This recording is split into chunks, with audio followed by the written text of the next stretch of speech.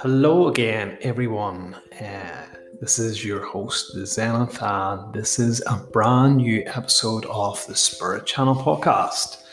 So, in today's episode, I would like to discuss, or I will be talking about, a spiritual awakening. What does that mean? What is it? How is this different to simply being spiritual? How does one undergo a spiritual awakening? What are the symptoms of a spiritual awakening? How long does it last?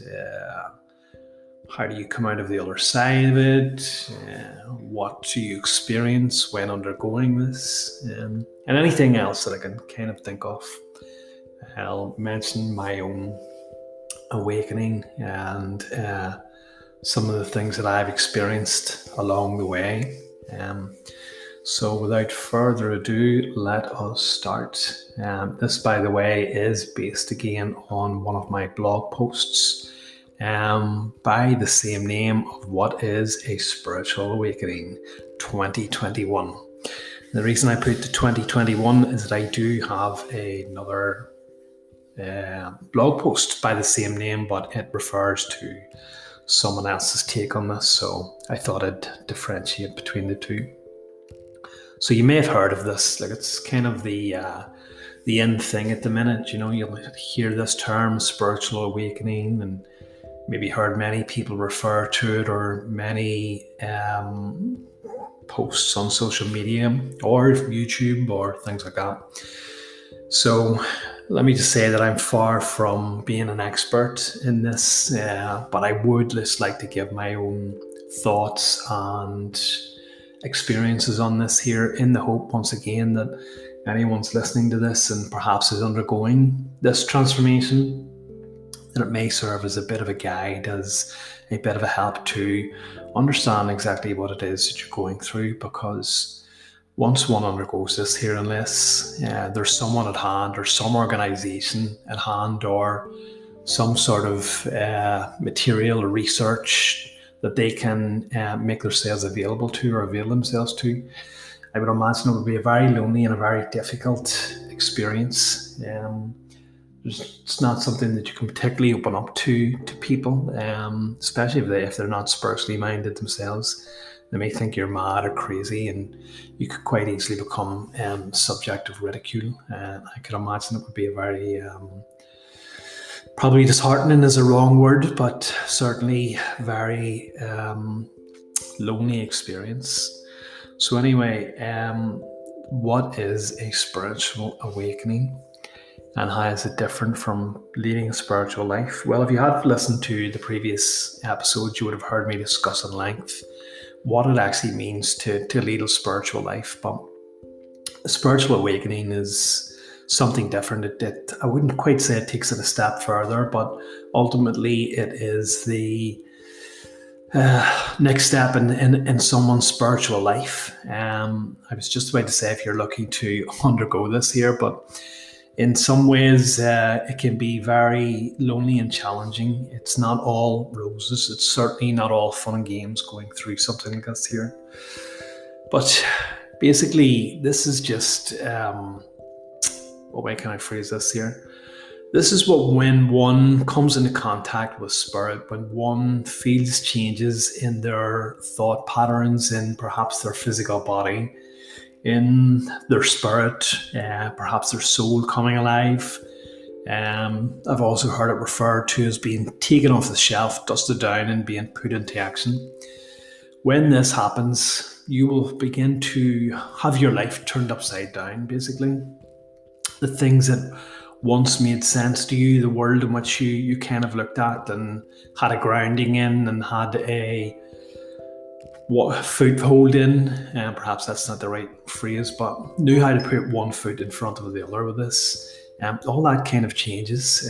You quite quickly see the world that is not quite how you thought it was. It doesn't seem to make sense anymore. Things that you had an interest in slowly begin to slip away. And I guess in the beginning, for most people, it is a beautiful process. If it happens naturally, and if it happens, as I said, under the guidance of some person or somebody who can guide you through this here, and to be able to feel that awakening, to be able to feel that touch from those in spirit, from those on the other side of the veil, the divide. It can be a beautiful thing if you've experienced it that way, but I don't think all awakenings are the same. There are many different ways in which one can awaken and in which one can experience a spiritual awakening. For me, and I know for a lot of people, my own spiritual awakening came when I came into contact with a friend of mine who at the time I wasn't overly friendly with, but was starting to form a close relationship. And once I found out that he was a medium, and at the time I had really no idea about any of this stuff. I had no idea about mediums, psychics, anything like that. If you had have said to me how many people are psychic or how many mediums are there in the entire part of Ireland in which I reside, I probably would have turned around and been able to say I could probably count on one hand. And of those, how many are genuine, I probably would have whittled it down to one or two. So much later, it was a massive surprise to me that these people who are psychics, who are mediums, who have displayed some sort of spiritual ability, are literally all over the place, and they're certainly not all cranks. So it was kind of like the world in which I'd kind of known had been torn away. The veil had been torn away from my eyes, or the drapes had been pulled open. But as I said, this happened with me, and I didn't understand what I was going through once I'd found out that this person was a medium. And as I said, I had really no concept of that. Let me just kind of rephrase that, or let me just go back a little bit.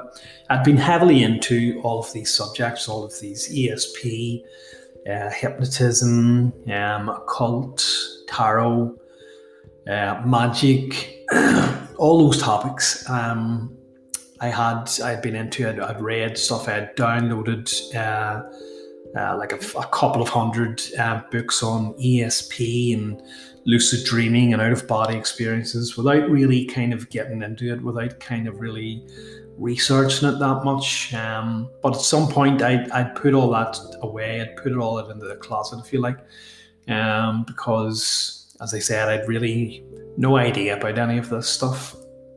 And at the time, I was raising a family, and I decided that I needed to get myself grounded in the real world, which is a bit ironic now. But as I said, once I took this guy at face value, because I knew this person not to be someone who would lie to me. So I decided that I had a choice. Either I could completely dismiss what I had come to know, that he was claimed that he was a medium who was in contact with spirits, completely could dismiss that. Or I could admit that, it's not even so much admit, but I could take a step back from my own kind of beliefs and listen to what he had to turn around and say, and have to accept that what he was telling me was true. So over the course of a few days spent listening to this person's stories, I just felt the change overcoming me, and I didn't understand what it was. I couldn't compose myself. I couldn't verbalize words as well as I used to, or not as used to, but in the space of those few days. And I literally had to get up and keep running to the lavatory, the toilet. And as I said, this maybe lasted for an hour or two at the time, and I left this person's company completely disorientated, I guess is the right word. Head felt very fuzzy, didn't understand what was going on, could barely drive. And then I guess the following day or the day after, when I met this person again, and we continued the conversation, I was I was determined to not let that happen. I actually remember wondering had this person somehow spiked me in some way. Looking back on it now, it really is funny. But honestly, all sorts of things go through your mind. So I guess, as I said, this went on for a few days, and again, one of the other symptoms was my eyesight became extremely blurry. I could barely focus. My heart was pounding on top of everything else that I'd mentioned. So eventually, this medium picked up psychically what was happening to me, and he was able to tell me, because I just had to come clean and say, look, I can't focus on you, I can't compose myself. Excuse me. And it was then he was able to tell me that, look, you've just been given an awakening. You've just been touched by spirit. That's your soul coming alive, whatever term you want to call it. That is the inner light, the inner fire has lit, has awoken, has flamed, has brightened into life. And I guess at the time I was kind of like, oh, right, okay, this is a bit strange. I didn't quite know what to make of it. But whenever I left this person's company, just a change came over me, just a change. And I just felt, oh yeah, sorry, let me backtrack a bit. What this person turned around and told me, which I had a bit of a hard time accepting, was what I was feeling was unconditional love. Unconditional love from those in spirit, from spiritual beings. And the reason why I was feeling this is because I'd never felt that before. You have never felt unconditional love. You may say, yeah, your partner loves you, your wife loves you, your mother and father loves you, your children love you, but ultimately at the end of the day, we're all sort of subject to human emotions while we're in this, once we're in human bodies. And unfortunately, our love that we have for one another can fizzle out at times for any number of reasons. When you have an argument, I guess is the classic way to describe when someone's love is just not quite as strong or as potent as it is. You kind of hold that love off, don't you? You hold it into yourself, you reserve it, because now you're feeling a different emotion from love, and it's anger, whether just or unjust, for whatever reason. It can be a small thing which is quite easily forgotten. It can be simply a moment. It can simply be a moment in which you feel that love for that other person dry up, and the emotion that you're feeling now change into anger, resentment, or whatever else. It may not even be anger. It could be fear. It could be any number of things. But as I said, it could simply be for a moment. It could be for an hour. It could be for a day. It could be for a week.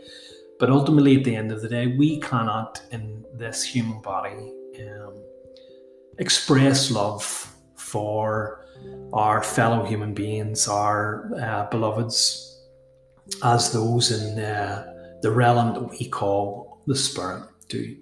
Because they are, and I hate to use this term, spiritual beings, because they are in their natural state, let's just say, they understand everything so much more clearly. They are reconnected to the source, and reconnected to the creator in larger portions, certainly in ways that we simply cannot understand in this body. And for that reason, they are able to express and display a love that is pretty much unattainable to us here. And let me just kind of express why that is without getting sidetracked, because I want to keep this on track. This is just about a spiritual awakening, and I can discuss further topics in later podcasts.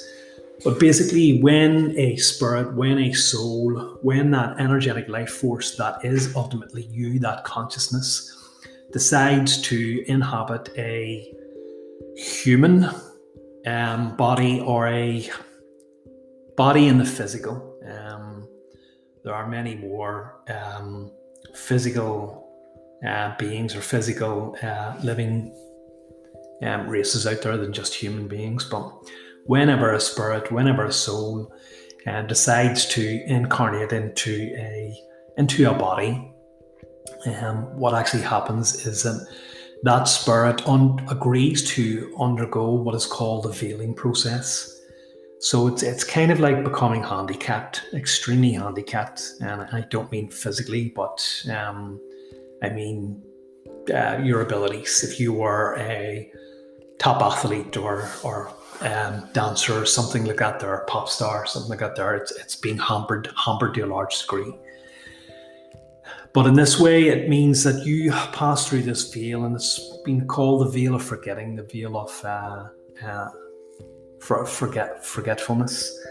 And basically what happens is that you lose all of your memories. You agree to forget everything that you know, whilst you're in your natural state, in the realms above this, and live a mundane and human life. Now, as I said, without getting into that too much, there are a lot of triggers. There are a lot of agreed upon points that you want to experience and you want to learn while you undergo a human life, and perhaps one of those is remembering or agreeing or trying to remember, exactly who you are.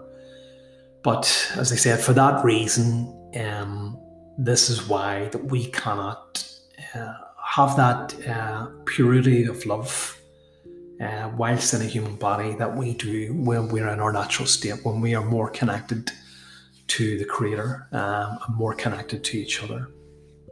So basically that's why we cannot feel that love for someone else. So back to the main topic.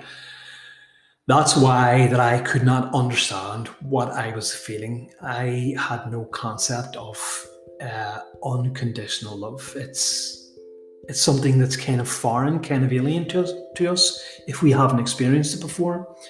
But driving away that night or that evening, once I accepted that, a transformation came over me, and it was an acceptance and a realization and a understanding of what it feels to feel unconditional love. And it was like being plugged into the mains.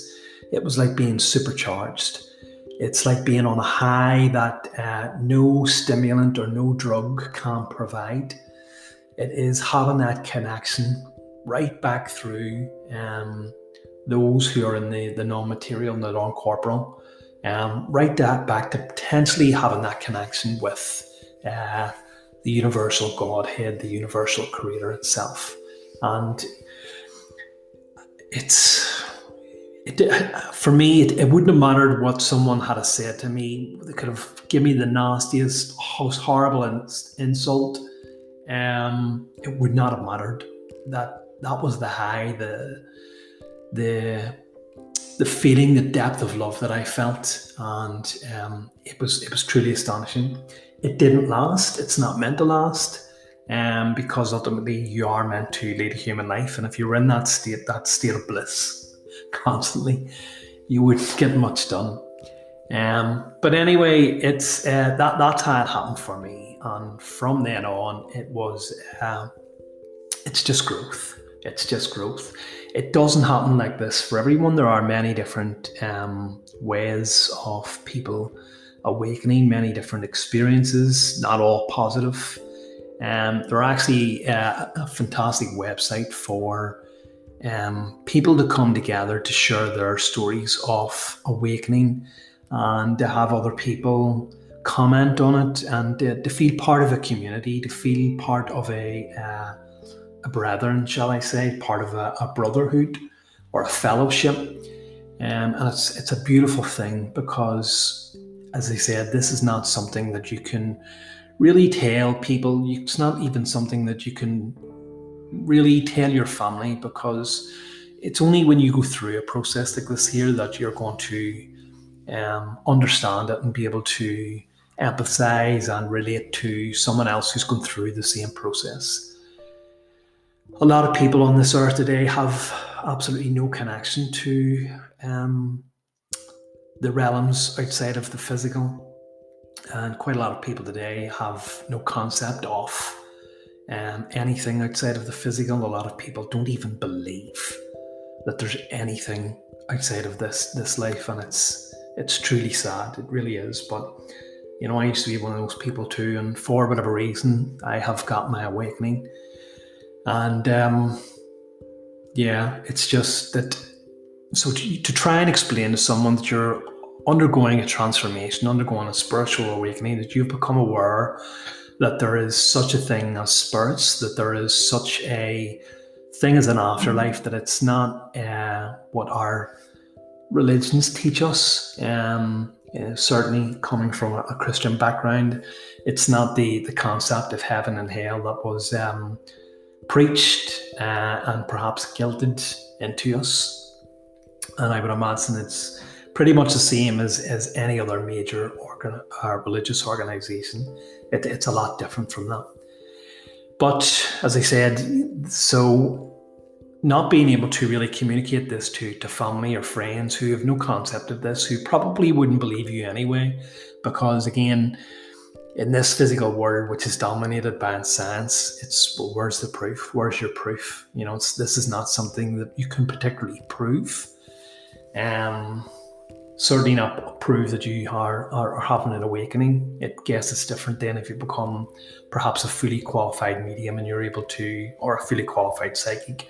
You could potentially pull information from spirit or from the Akashic record to provide that person with proof about themselves, or provide details that no one else would know. But for someone who's just undergoing this journey, for someone who is just certainly not at that level, you cannot provide proof. It's a thing that is unique to you, and it is a thing that is beyond measurement and is beyond visual proof. So unfortunately, again, that's the reason why it's very hard to communicate with anyone about this. So to have somewhere to go to have a fellowship, to have an online forum, to be a part of a club or a community in which there are like-minded people, is something that is very special. And as I said, certainly the website that I have found is a beautiful website. And I will share those links for people. But as I said, this is just about my own spiritual awakening, and many other people may not have it so positive. Many other people may not understand what they're going through. But certainly, as I said, once you undergo this process, your entire world will start to change. And certainly there are certain symptoms that I guess are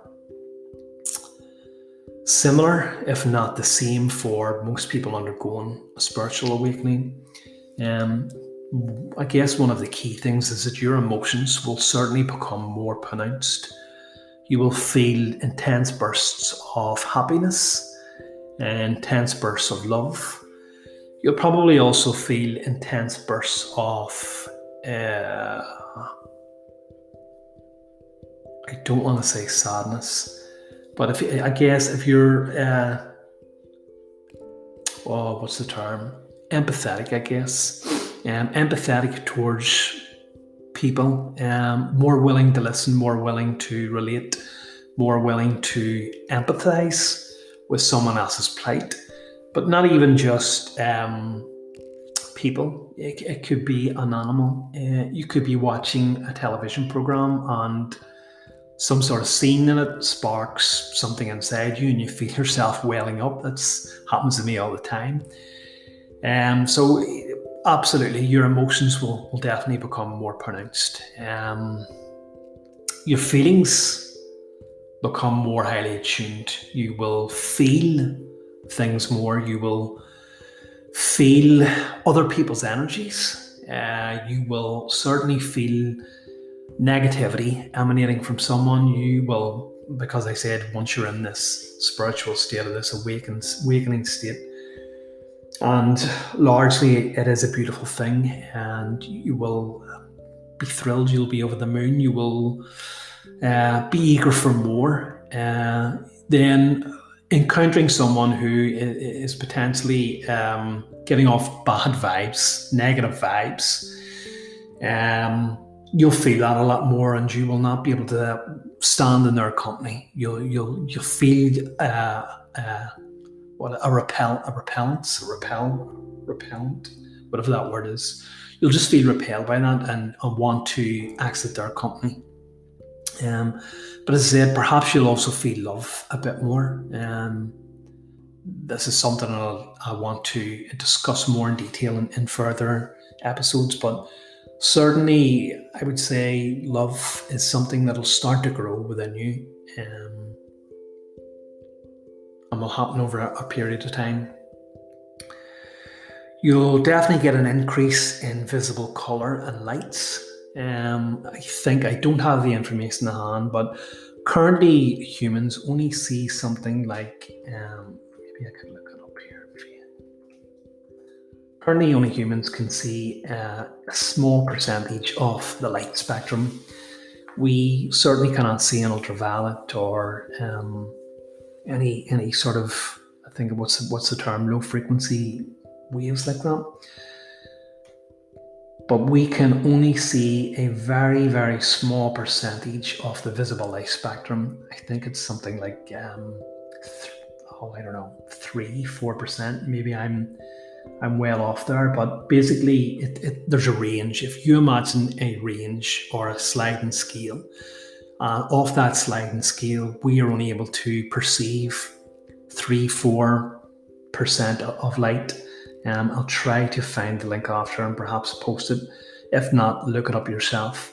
So that whole rest of that spectrum, we're generally not able to perceive it. And as most, if not all, spiritual beings you have a light body, let's just say, they're generally not visible to the naked eye. They're generally and can make themselves invisible, actually, so as not to perceive by anyone at all. But basically, what will happen is that your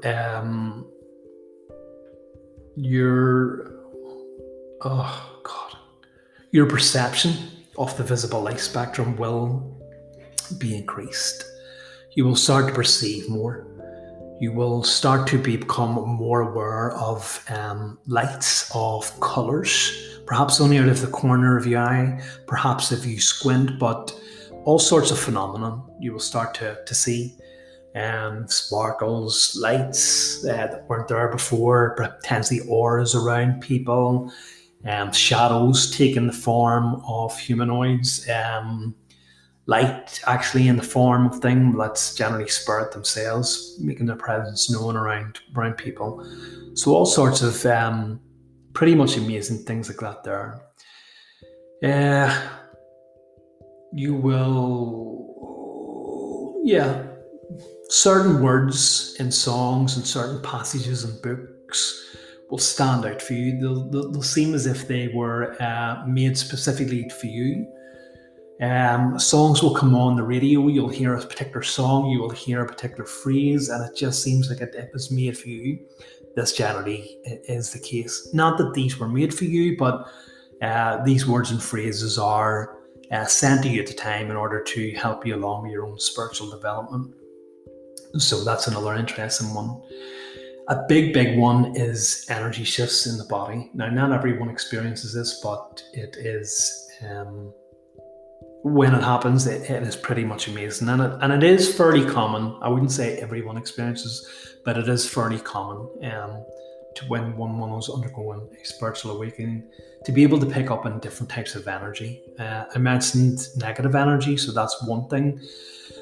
But being in contact with other people who are spiritual or in a spiritual environment, or perhaps at a performance that is spiritual related, you'll definitely feel, how can I describe this to someone who's never felt this? It's almost like a current. It's a current that kind of is flowing through the body, and you maybe think